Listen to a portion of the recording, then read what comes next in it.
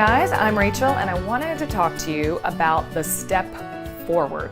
So downward facing dog, you lift your leg up, you step it forward, and how we can make that easier for either you to do or make it easier for you to teach to your students and help them kind of get there. I do want to give you a couple of caveats first though.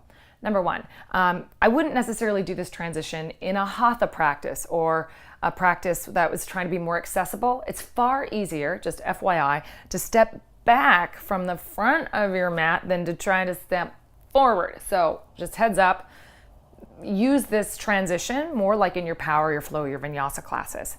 Okay, the other caveat is that the ability to do this with ease does depend on the proportions of your body. It's not going to be the same kind of transition for everybody. For example, I have long arms. That makes this easier, right? If you got shorter arms, it's going to be harder.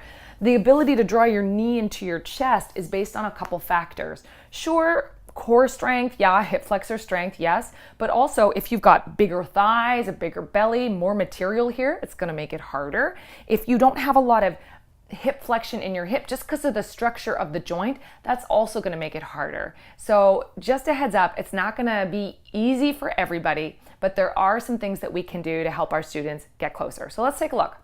So first of all, the easiest version of this would be to do it from all fours. So you're on all fours, right? And you step your foot forward. And you can have students grab onto their leg, help them up. An easy way to make this more accessible is to lengthen your arms by coming onto fingertips, right? That's pretty explanatory. So from downward facing dog, I would have students come onto their fingertips as they step forward, right? And they can even use their hand to help their foot up or take a couple of steps. Now, as students start to get into this, what will make this easier is to come really high onto your toes. The more space I have between my body and the floor, the better, which is where that core strength comes in. First of all, spread your shoulder blades apart. See if you can make almost a cat back. Come way onto the toes and you can see I get a lot more distance here where my foot could clear. If I don't lift my hips, there's no way I'm going to be able to get my foot forward. So you have to lift the hips, root through the hands, and get as high up as possible in order to step that foot through. So lift up onto your toes, lift up onto the finger pads, scoop the belly up, and then you'll have a better chance of bringing the foot forward. Sometimes the arm seems to get in the way, right?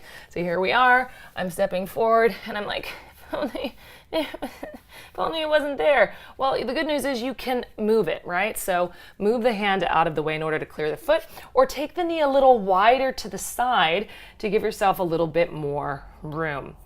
One final thing I'm going to share. I love to do this transition with my students. This is a fun way to help them cultivate the strength and honestly the awareness through their shoulder girdle to give them that extra little bit of lift. So I would have most of my students do this with their hands on blocks. I'm going to show you without. So from a lunge position, they lift the back leg up. You can have them on finger pads or more reasonably probably blocks here. What you have them do is press down to find that real lift right through the shoulder blades. You see that? See how that gives me more room other than this? So I'm lifting up between my shoulder blades, press down, and then hover the foot. And then I make them slide it back without losing that shoulder girdle stability. Slide it back in, try to hover it, slide it back. You can kick to the side too.